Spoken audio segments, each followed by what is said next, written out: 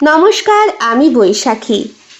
বৈশাখীর গল্পকথায় টুকরো টুকরো গল্পের সাথে আজ আবার হাজির হয়ে গিয়েছি। সকলে কেমন আছেন অবশ্যই জানাবেন। বন্ধুরা, আজ আপনাদের বলবো একটু ভিন্ন স্বাদের অন্যরকম গল্প। গল্পের নাম রূপের খোলস। গল্প পাঠ এবং লেখায় আমি বৈশাখী বিশ্বাস দেবনাথ। সম্পূর্ণ গল্পটি বিস্তারিত আপলোড করা হবে আমার মেইন চ্যানেল শিল্প সাহিত্য বাই বৈশাখীতে। অবশ্যই পোস্ট করে আগেই আপনাদের অবগত করে দেওয়া হবে। ইতিমধ্যে বৈশাখীর গল্পকথায় প্রকাশিত হওয়া ছোট ছোট গল্প বিস্তারিতভাবে বৈশাখীর গল্পকথা থেকে শিল্প সাহিত্য বাই বৈশাখীতে আপলোড সম্পন্ন হয়েছে। যারা যারা শোনেননি তারা অবশ্যই শুনে নেবেন গল্পের বিস্তারিত বিবরণী সহ। আজ আপনাদের বলবো রূপের খোলস।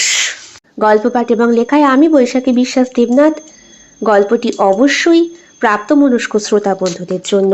ভালো লাগলে অবশ্যই লাইক করে, কমেন্ট করে, শেয়ার করে, চ্যানেলটি সাবস্ক্রাইব করে পাশে থাকতে একদম ভুলবেন না বন্ধুরা। আপনাদের জন্যে প্রতিদিন হাজির হয়ে যাব ভিন্ন স্বাদের নতুন আঙ্গিকের বিভিন্ন রকমের গল্পের সমাহারের সাথে। শুরু হচ্ছে আজকের গল্প রূপের খোলস। মাধবী মঞ্চ থেকে নেমে আসতেই তার চারপাশে লোকজন তাকে ঘিরে ধরে প্রশংসা করতে লাগলো। জমিদার খুশি মনে তার কাছে এসে বললেন, আহা মাধবী, তোমার অভিনয় তো সত্যি মুগ্ধকর ছিল। একেবারে যেন আসল সীতা মূর্তি ধরে নেমে এসেছিল। এই নাও তোমার উপহার। মাধবী বলে, ধন্যবাদ জমিদার বাবু, তবে সীতা চরিত্রে আমি অভিনয় করেছি বলেই এত প্রশংসা পাচ্ছি।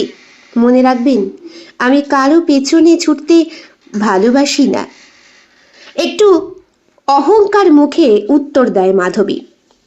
জমিদার হাসি মুখে বললেন, এই অহংকারটাই তো তোমার আসল সৌন্দর্য মাধবী। আচ্ছা, তোমার বাড়ি ফেরার ব্যবস্থা করে দিচ্ছি আমি, তুমি পালকিতে বসে যেও। না না, আমি নিজেই চলে যাব। আমার স্বাধীনতা আমার বেশি প্রিয়। তবুও তুমি গ্রামের সব থেকে সুন্দরী। মাফ করবেন জমিদার বাবু, আমার দিকে হাত বাড়ানোর ক্ষমতা কারও নেই। আর 5টা গ্রামে আমি আর আমার মতো সৌন্দর্যের অধিকারিণী কাউকে হতেও দেব না, আর জন্মাবেও না। এত অহংকার ভালো নয়। পাশেই দাঁড়িয়ে থাকা এক বৃদ্ধ ব্যক্তি বললেন, অহংকার আমার সৌন্দর্যের জন্য দাদু, আর এই অহংকার নিয়েই আমি বাঁচতে চাই। আহা, তুমি আবার এর মধ্যে কেন কথা বলছো পচা? তুমি চুপচাপ থাকো। তুমি বরং দেখো বেয়ারারা এসেছে কিনা। আমার মাধবী রানীকে আমি পালকিতে করে বাড়ি পাঠাবো। ধন্যবাদ জমিদার বাবু, তবে আপনার কুপ্রস্তাবে কিন্তু আমি রাজি হচ্ছি না। আমার সৌন্দর্যের ডালি আমি যাকে উপহার দিব সে আমার প্রাণনাথ হবে, প্রাণপ্রিয় হবে। নচেত আহা, তোমাকে আমি কখনোই কোনো কুপ্রস্তাব দেব না। তোমাকে আমি বিবাহের প্রস্তাবই দিয়েছিলাম, তবে তুমি সেটা গ্রহণ করনি। আর 5টা গ্রামের মেয়েরাও তোমার মতো সৌন্দর্যের ডালি নিয়ে জন্মায়ও না যে আমি তাদের ঘরণী করব। তোমার জন্যে আমি অপেক্ষায় থাকব।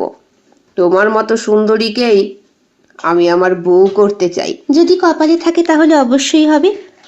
আমি জানি আমার কল্পনা রাজপুত্র আমাকে একদিন ঠিক এখান থেকে নিয়ে যাবে। এই গ্রামে থাকতে আমার একদম ভালো লাগে না।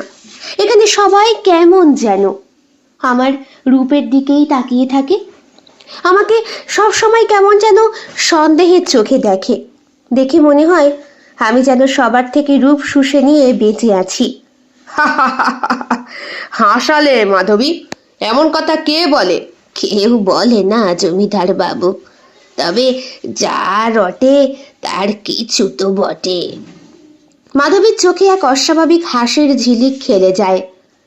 ওর চোখের মণি দুটো লাল হয়ে দপ করে নিভে যায়। রাত্রের অন্ধকারে গ্রামের পথে একাই হাঁটতে শুরু করে মাধবী। মনের মধ্যে অভিনয়ের আনন্দ আর জমিদারের কাছ থেকে পাওয়া প্রশংসার ঝিলিক। পথের মাঝামাঝি আসতেই হঠাৎ সে শুনতে পায় পেছন থেকে কারো পায়ের শব্দ। কে কে ওখানে? কোনো উত্তর আসে না। মাধবী ভেবেছিল হয়তো বাতাসের শব্দ।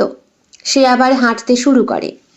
কিছুক্ষণ পর হঠাৎ আরো একটা কণ্ঠ সে শুনতে পায়। মাধবী, তুমি কি সত্যি সীতার চরিত্রে অভিনয় করতে পারো? কে কে তুমি? আমি যে তোমার এই অহংকার সহ্য করতে যে পারে না। এতদিন ধরে তোমার দিকে তাকিয়ে থাকতাম, কিন্তু আজ তুমি সীতা চরিত্র অভিনয় করে সেই সবুজ আলো পেয়ে গেলে। আমার যা সহ্য হয় না মাধবী। দেখো, তুমি যেই হও না কেন, আমার পথে বাধা হয়ে দাঁড়িও না। কথোপকথন চলার মধ্যেই একটা ছায়া সামনে এসে দাঁড়ায়। সেই লোকটি ধীরে ধীরে এগিয়ে আসে। মাধবী বুঝতে পারে তার জীবন আজ বিপন্ন। না, প্লিজ, কেউ আমাকে সাহায্য করো। কিন্তু সেই গভীর রাতে কেউ তার চিৎকার শুনতে পায় না। পরদিন সকালে মাধবীর নিথর দেহ পাওয়া যায়। খবর পেয়ে গ্রামের সবাই ছুটে আসে। মাধবীর পরিবারের লোকজন বলতে তেমন কেউ একটা ছিল না। বৃদ্ধ বয়স্ক এক বড়দি, মাধবীর থেকে যে অনেকটা বড়। ওর দিদিকে দেখেই সন্দেহটা প্রথম জেগেছিল গ্রামের বয়োজ্যেষ্ঠদের মধ্যে। মাধবী ও তার পরিবার 20 বছর আগে এই গ্রামে আসে। ওর বাবা চাষবাস করত, তারপর জমিদারের লেঠলগিরি খাটত। হঠাৎ করে লোকটা চলে যায়। মাধবীর জন্ম বৃত্তান্ত সম্পর্কেও সকলেই সন্দিহান। ওই সময়েও মাধবী এসেছিল 16 বছরের যুবতী হয়ে। আজও সে 18 বছরের যুবতীই রয়েছে। আশেপাশের গ্রামের যে কটা বাড়ি ছিল সবাই কলেরায় মারা যায়। তাই মাধবীর বাড়িটা গ্রামের পশ্চিম দিকে বেশ খানিকটা ভেতরে। দিনপাত কি করে হয় সেইটাও অবশ্য সবাই সন্দেহের দৃষ্টিতেই দেখে। অনেকেই মনে করে মাধবী হয়তো গভীর রাতে নিষিদ্ধ কাজ করে। কিন্তু আজ এই মুহূর্তে মাধবীর লাশটা দেখে রীতিমতো পুলিশও আঁতকে ওঠে। একেবারে কঙ্কাল সার একটা দেহ। কোথায় সেই সৌন্দর্য? দেখে মনে হচ্ছে বয়স 70-80-র কোনো বৃদ্ধা। পাশেই পড়ে রয়েছে একটা চামড়ার খোলস। পুলিশ আসে, তদন্ত শুরু হয়। কে শেষবার মাধবীর সঙ্গে দেখা করেছিল? আমি। ওই মঞ্চে ছিল ও। আমি ওকে উপহার দিয়ে অভিনন্দন জানিয়ে চলে এসেছিলাম। মাধবী ফিরছিল। ও একাই ফিরতে চেয়েছিল। জমিদার বাবু ওকে পালকিতে তুলতে চেয়েছিলেন, কিন্তু ও একাই যেতে চায়। মাধবীর সঙ্গে যারা অভিনয় করে প্রত্যেকেই সাক্ষী দেয়। জমিদার সাহেব, আপনার কি কোনো কারণ ছিল ওকে সাহায্য করার? আরে না না, ওর প্রতিভার উপহার দিতে চেয়েছিলাম। গ্রামে যবে থেকে এসছে তবে থেকেই এমনভাবে নিজেকে ধরে রেখেছে, আমি বৃদ্ধ হয়ে গেলাম, ও বৃদ্ধ হলো না। মানে তাহলে কি কেউ ওকে মার্ডার করবে? ওর অহংকার, ওর ভীতি। ওর অহংকার অত্যন্ত ভয়ঙ্কর ছিল স্যার। অনেকেই অপছন্দ করত। গ্রামের বহু যুবক ওকে পেতে চেয়েছে, কিন্তু ও কাউকে পাত্তা দিত না।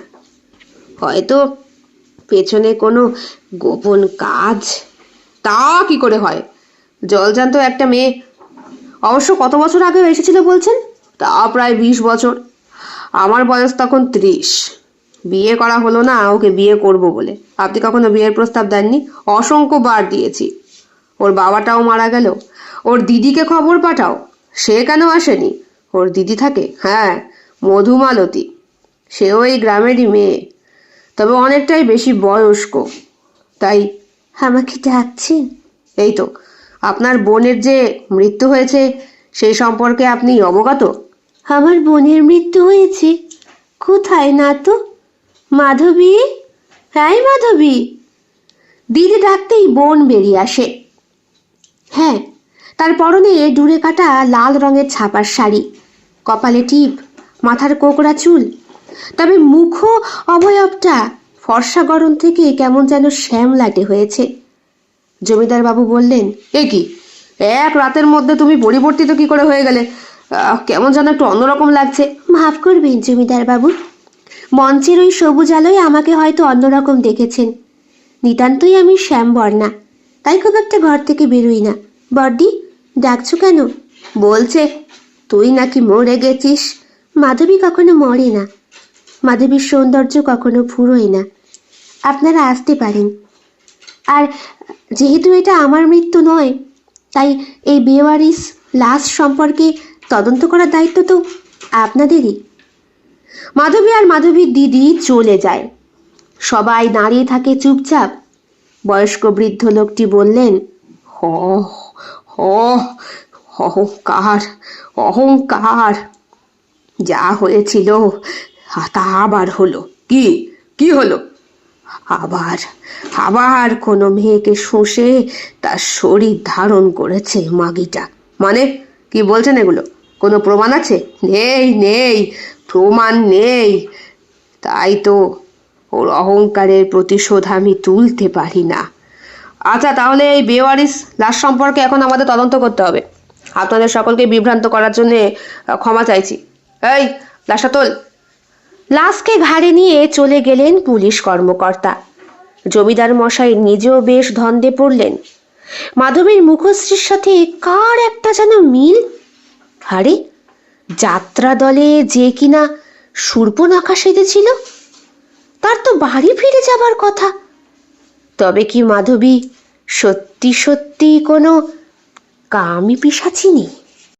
রূপের খোলসের আড়ালে যে নিজের নগ্ন সৌন্দর্যকে আটকে রাখে। বহু বছর আগে গ্রামে ঘটে যাওয়া এক অগ্নিকাণ্ডের কথা হঠাৎ করে মনে পড়ে যায় জমিদারের। তার বাবা তখন জমিদারিতে ছিলেন।